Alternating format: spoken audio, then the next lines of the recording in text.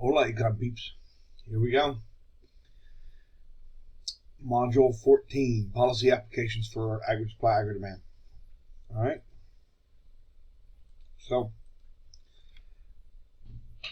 again, we're going to be kind of comparing and contrasting Keynesian approach versus sort of neoclassical approach. All right. When should we use fiscal policy, which, remember, is legislative and requires action. It requires that the Congress pass a bill. You cannot change government spending without a bill. You cannot change tax rates without a bill. It has to pass 2 houses of Congress and go to the president. So that's fiscal policy. Monetary policy is changing interest rates, affecting the money supply for the purpose of changing interest rates, which affects borrowing and saving habits, which is a way of affecting the macroeconomy. So we'll discuss when you use one or the other.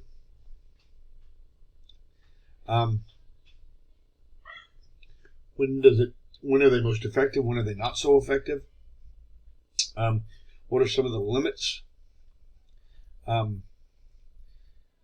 for the sort of neoclassical economists that prefer a more hands-off approach? Are there some minimalist fiscal and monetary policy choices that can make sense? And why might that be something that even so-called sort of minimalist neoclassicals, if you will, could support?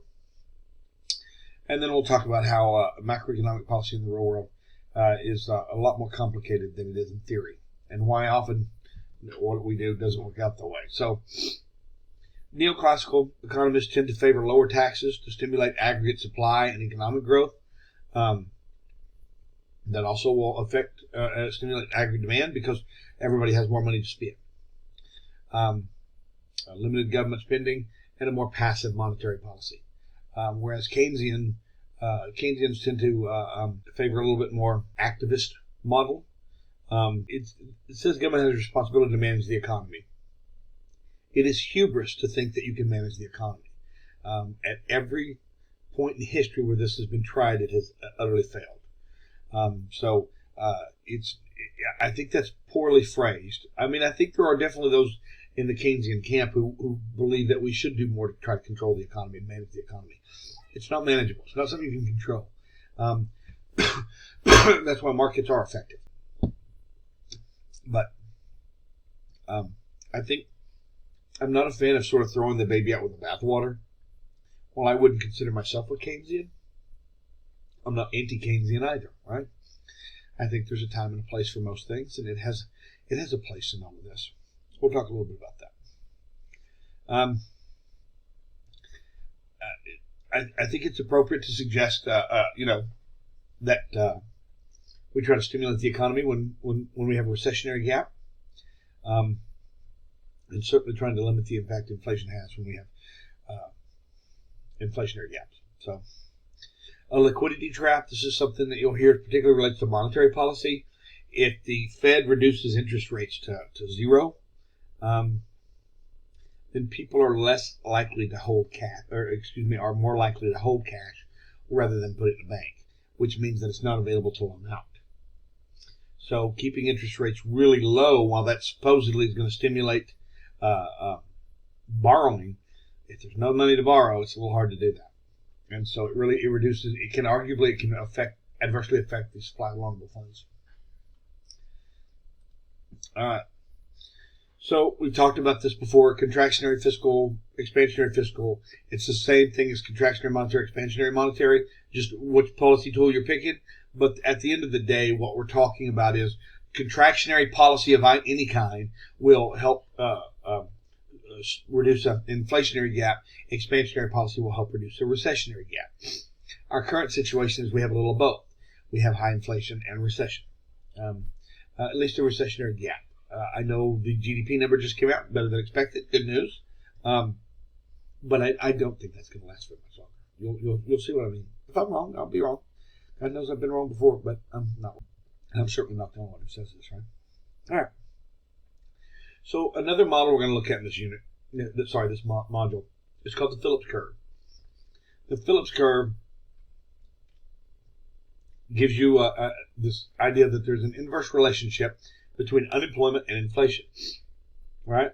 You can reduce inflation, but it causes unemployment to rise. Right? Because you're slowing the economy down and reducing output. Whatever direction the output moves in, unemployment moves in the opposite. So when you do that, you're effectively increasing unemployment. Likewise, you can grow the economy and help decrease unemployment, but in so doing, you oftentimes will have inflationary pressure. If aggregate supply isn't keeping up with that increased demand, then you will have inflationary pressure. And we've talked about stagflation, right? Stagnant economy, inflation. It's what we are arguably dealing with right now. We've dealt with it a couple times already in the last 2 years, and we will be dealing with it again. All right. And again, they call it simultaneous increase between unemployment and inflation. Again, that's because unemployment is increasing when output is decreasing. And that's what means stagnant economy, not growing. So in the 50s, this economist by the name of Phillips was looking at British data, economic data, and he discovered what appeared to be an inverse or negative relationship between unemployment and inflation. So early Keynesian, don't worry too much about this. The neoclassical zone, the intermediate zone's kind of right in here, and then your Keynesian zone, right? This flatter part, as it starts to go up, you're in this intermediate. So the Keynesians believed it was pretty close to horizontal. The neoclassical economists believed it was virtually vertical, and that's because they did not focus on long run. They put all their emphasis on long run. And there's this phase right in between the two as that's happening. So we've got a lot more nuanced view of the curve. I think most Keynesians do. Those Keynesians who have adopted a more nuanced view of the average supply curve are often referred to as neo-Keynesians. All right. This trade-off that exists between unemployment and inflation is only true in the short run. In the long run, there's not, right?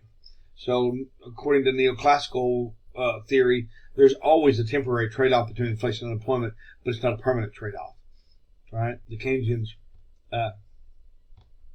suggest that inflationary expectations, supply shocks, can cause that Phillips curve to be vertical with no long-run trade-off between inflation and unemployment.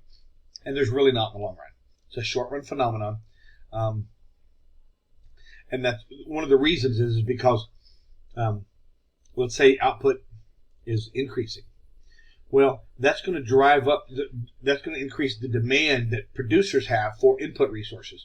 They need more labor, they need more raw material, whatever it is. They need more land, labor, capital, entrepreneurship to meet this heightened demand. Well, this increased demand for input resources is going to cause the price of input resources to rise, and that's going to reduce aggregate supply, and then it comes right back down. And this is a cycle that we tend to go through with this stuff. So it's why neoclassical economists argue that if you leave it alone, it will right itself. I believe that to be true, but there's an argument to be made that while we're waiting for the economy to right itself, there are people who are losing their homes and their vehicles. And it's really hard to get back on your feet when the economy starts doing well if you don't have your house or your car. Hard to go to job interviews. It's hard to make it to your first day on a new job if you don't have transportation or a house to live in. So, there is an argument for some Keynesian intervention in the short run in some ways that I think many economists agree with, like unemployment insurance, that kind of thing. All right. Rational expectations is something we've talked about before, right? So adaptive expectations is the idea that we will, based on past,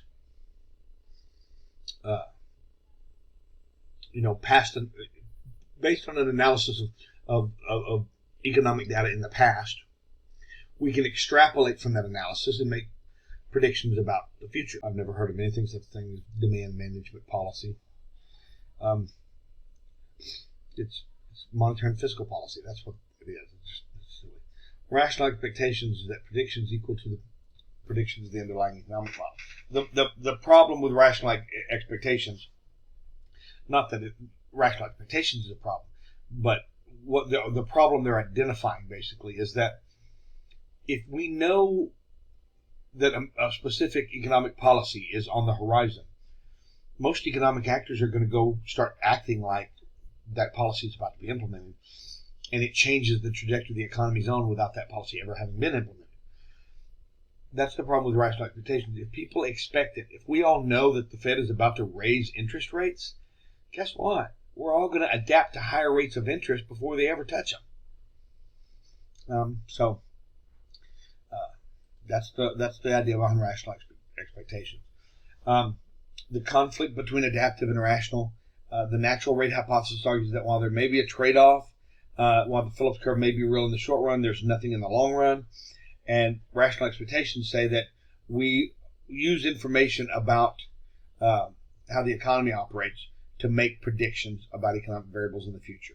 That's really not. I don't like how they describe that there. It's really about making assumptions about how the economy is going to react given what we know they're about to do. The most effective policy is arguably one that nobody knows is going to be implemented, because that's when you're going to catch them. That's when they're going to react organically to real-time situation.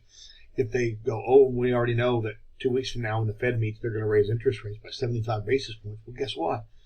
That 75 basis points is going to get baked into the markets before it ever happens.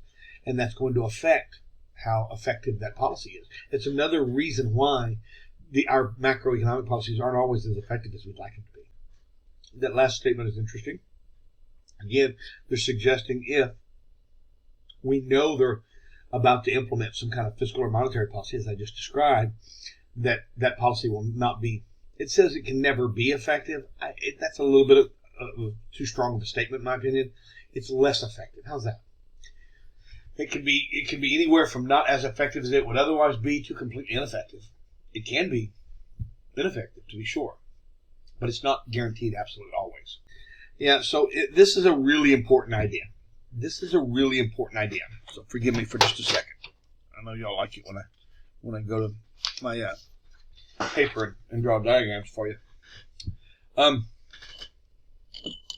So here's the deal. Here's my loanable funds market. Let me go ahead and make my screen big here so you can see this guy. All right, there's my loanable funds market right there. You see it all right? All right, we talked about that the other day. And then we have investment demand. And that shows the quantity of investment demanded, right? There's my investment demand. Remember I told you don't really put a supply curve. It's just a demand curve for investment. Quantity of investment demanded, right? Now, so let's go ahead and throw on my short run aggregate supply curve and my aggregate demand curve, price level, and output. All right. And I'm going to suggest that we are in we have a recessionary gap. All right. This is where we want to be. This is where we are. So there in the bottom, that's the long run. We've got a recessionary gap here, right? So government's going to increase spending to the extent that when the government increases spending, they have to borrow the money to do so. They have to go into the loanable funds market, right? They have to go into loanable funds. Now, how you do this is irrelevant. Either that's going to increase demand for loanable funds, or the supply of loanable funds is going to decrease because the government can't got it. Either they're going to demand more loanable funds, which increases the demand for loanable funds, or they're going to take some loanable funds, which is going to decrease the supply of loanable funds. Either one of those is going to produce the exact same thing, higher interest rates. Let's go with they borrowed the money, took money out of the loanable funds market, and the supply of loanable funds has decreased, causing interest rates to rise. All right. This, of course. So Government spending. Now let's go ahead. Let me go ahead and do this on the aggregate supply aggregate demand model. C plus I plus G plus an X. You increase government spending, you increase output by even more because of the multiplier. All right, that would shift the aggregate demand curve to the right, which is what we want. We're trying to grow our way out of this recession. Prices are going to go up, but output is going to fall. All right. So there's my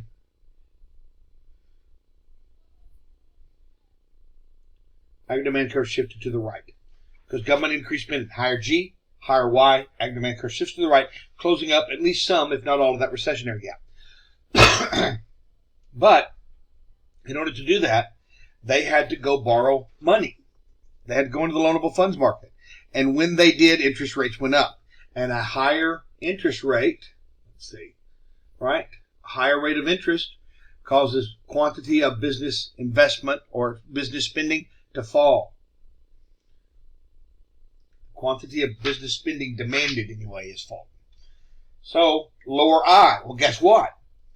That has the opposite effect of the government spending. So now we have less business spending.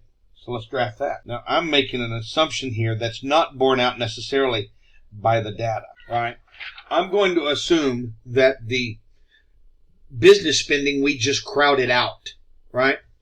That's the argument neoclassical economists make.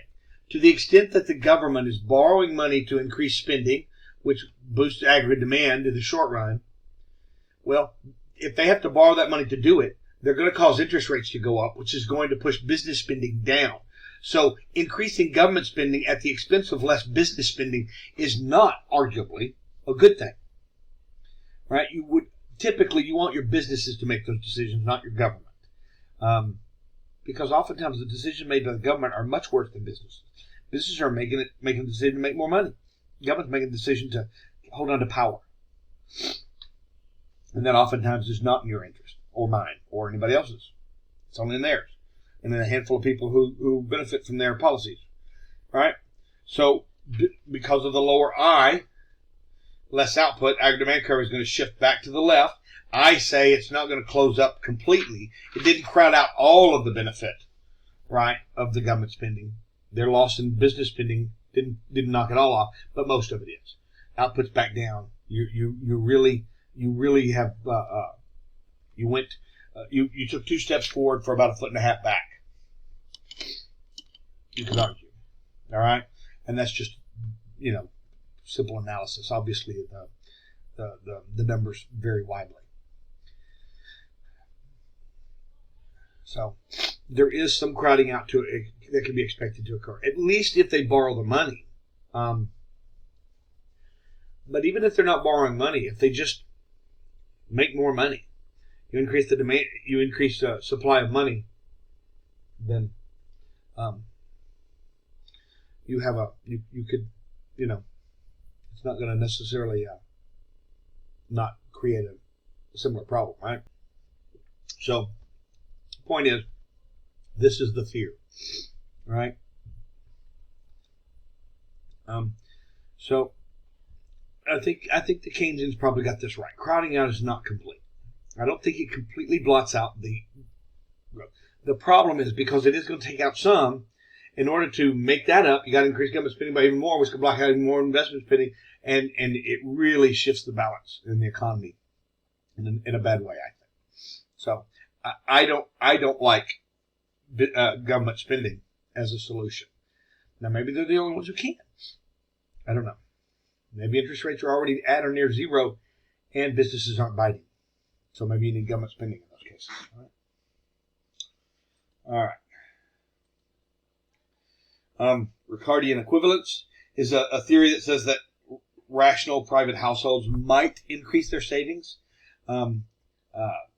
because they're anticipating taxes being higher from government borrowing, right? And then the twin deficits that occur when countries are in both a trade and a budget deficit. We have twin deficits up to Yahoo.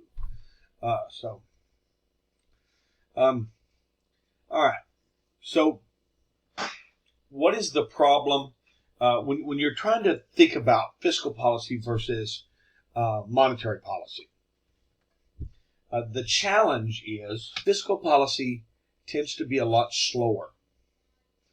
Remember what I said a while back? Part of our problem in economics is most of our data is what we call lagging indicators.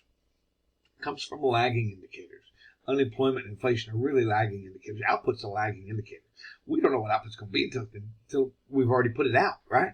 And then it takes time to add it all together, and then we have several months where we are updating those numbers as new, more accurate information comes in. So because of most of our data is lagging, we don't always see a problem until it's already happened. It can be difficult to anticipate some problems, right? And so there's a recognition lag, right? It takes time. And remember, even when you do see a problem, when's the last time you've seen two economists agree on anything, right? Even once the data suggests there's a problem, you can still have economists that disagree on what the data is telling you. So there can be a real lag time between, before you even recognize that something needs to be done. But let's say we now have the data and economists agree this is bad, we need to do something. Well, both houses of Congress have to pass the exact same bill. That rarely happens. Usually, the House passes a bill and Congress and Senate passes a bill, and then they put together a committee. Republicans and Democrats, some from the House, some from the Senate, come together to hammer out the differences. You take this out, we'll put this in, vice versa, blah, blah, blah, blah, blah. Then it goes back to both houses of Congress, and it goes to another vote again. And some people may or may not like what you took out of it and may not vote for it now. But then once you do get it through both houses of Congress, it then goes to the president, who can veto it. It happens all the time. You can just ignore it. They don't even have to formally veto it, I don't think. I think they just ignore it. Do it all the time, if I'm not mistaken. There can be a real legislative lag. It can take time to get that bill. But you got the data, economists agree there's a problem, and Congress has passed a bill, the president has signed it. Problem fixed, right? No. Assuming, let's say they're going to spend more money. Well, it's got to go to the appropriate agencies for that spending. What's it going to spend it on? Fixing roads, more higher employment checks. What are we talking about here? So it has to find its way to the agencies that are going to distribute this new money. If it's changes in taxes, it has to go to the IRS. Can't happen immediately. It takes time for them to implement that, to notify all of the accountants, and everybody needs to know there's been a change in the tax law. That takes time. But even after you get the data, economists agree, Congress has passed a bill, the president has signed it, and all the funds have been distributed, and they're out there waiting for people to take advantage of it. It takes a while for it to have its desired effect. All right? And by the time we get the data, and economists agree there's a problem, or policymakers agree that there's a problem, and Congress passes a bill, and the president signs the bill, and the agencies get the additional money, or IRS updates their books with the new tax law, or whatever it may be, and people are actually now spending more money, or they have more money to spend because they got their taxes lowered, whatever the case may be, by the time all of that happens, all these lag, recognition lag, legislative lag, implementation lag, the effectiveness lag, by the time all that's happened, the economy's in a completely different place. It's not sitting around waiting for everybody. All right? This is one of a number of reasons why policies don't always have the desired effect. Right? It's not because our theories are wrong. It's not because we don't know what we're talking about, although that can be true. Right? It's because the economy is a highly dynamic, complex, chaotic system. And we don't have the ability to respond to a problem immediately. Monetary policy, however, is much quicker. It's 7 people in a room deciding to do it. And boom, it can be done fairly quickly, right? Now, there's still a little bit of an implementation and effectiveness lag, but it's nowhere near as long, typically. The recognition lag is still maybe there. You don't have to pass into this. You just got to hold a meeting, and you can call an emergency meeting. Right? So that's the issue with lags. All right. 3 macroeconomic goals. We want full employment, we want low inflation, and we want the economy growing. All right? Those are the 3 things we need. Okay? And the economy tends to grow over time. Economy tends to grow over time. Okay. It tends to grow over time as a result of increases in the quantity and quality of labor and capital and improvements in technology. It's basically as our factors of production and labor, capital, entrepreneurship. As those increase and or improve, our economy grows. Neoclassical economists are definitely more predisposed towards market outcomes, and they're a little suspicious of using aggregate demand to try to manage the economy, whereas Keynesian economists are a little suspicious of the market, and they lean towards more activist policy making. Okay? What economic viewpoint focuses on aggregate demand to reduce unemployment and to stimulate the economy during a recession? Keynes. What economic view believes that aggregate demand rises rapidly, it leads to inflationary pressure? That's the argument that the neoclassical economists are making. Right? So there's 2 types of unemployment, broadly speaking. There's cyclical unemployment. This is the kind of unemployment. I mean, we've given you 3 different types of unemployment. But for our discussion here, we're going to put frictional and structural together and just talk about that as the natural rate of unemployment. And cyclical is the unemployment that changes with the business cycle. So Keynesians tend to worry about loss of job and income that may happen over time. It is true the economy will recover.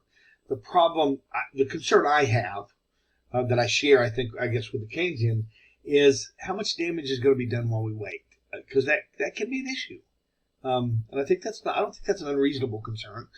Conveniently enough, since I have that concern, why would I think one of my concerns are unreasonable? But I'm not a big fan of government intervention either. So, it's a delicate balance, to be sure. The reason why I worry about this is because it creates what you can think of, and I've showed you this before, if I'm not mistaken, a negative feedback loop, right? Well, the economy recesses, contracts. There's less demand for goods and services. Producers don't need to make as much. If they don't need to make as much, they don't need to have as many employees. They lay off some people. Okay? So they lay off some people.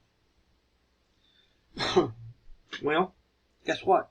Unemployed people buy even less goods and services.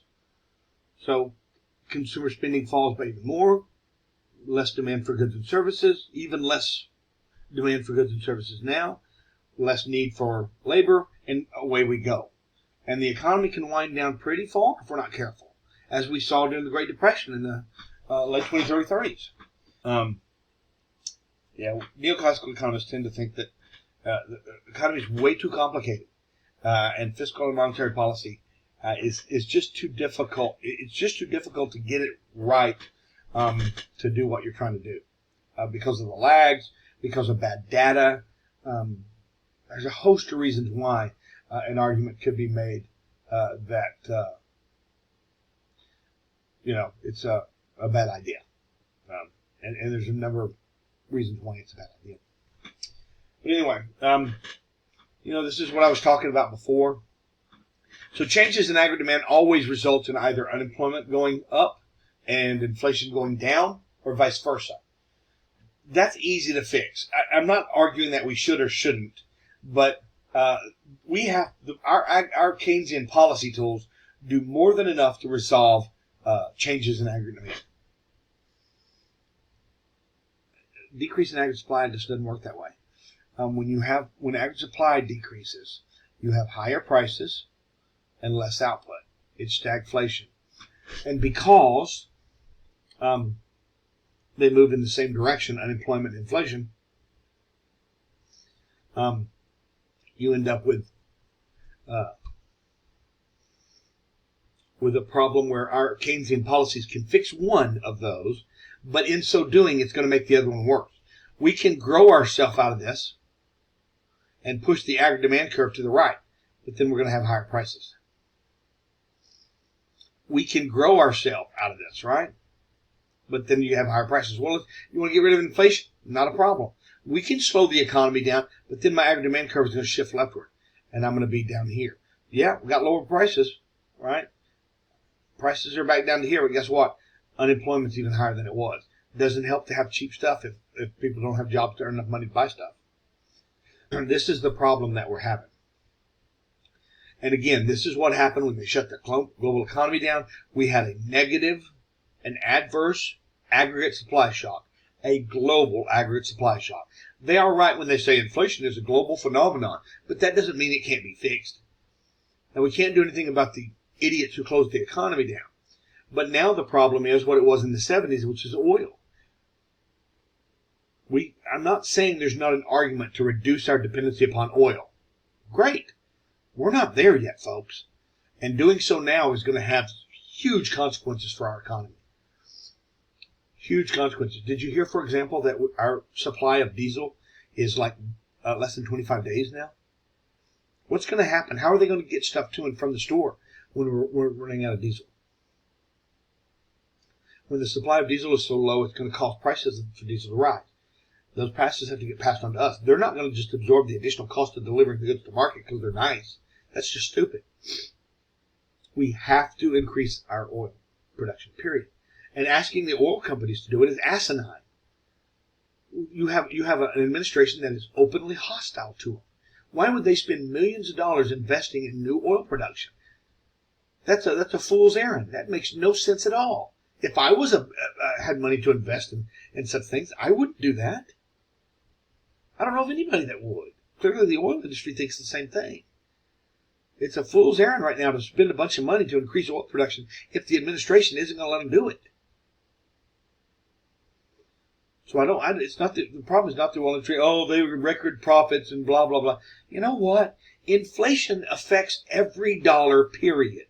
Yes, profits up because everybody's having to pay more for it. Of course its profits are up. You don't think inflation's eroding the value of those profits just like it's eroding the value of your paycheck? Come on. Nobody wants to admit that when the aggregate supply curve shifts to the left, like it did when we shut down the economy and like it did when we cut the production of oil, that happened. And we knew it was going to happen because we've already been here and done that once in the 70s. It's not like they don't know. And I got news for you. It's just what I told you last time. The people who are going to be most adversely affected by this are folks at the lower end of the socioeconomic scale. They're the ones who are going to most be hardest hit by this. All right? Inflation is a tax on poverty, period. And it's going to erode their purchasing power much faster. They're going to be the first ones to feel it. And slowly but surely it'll start climbing that income ladder to where even wealthy are going to start feeling it. But it's not going to bother them as much because they can absorb the higher cost.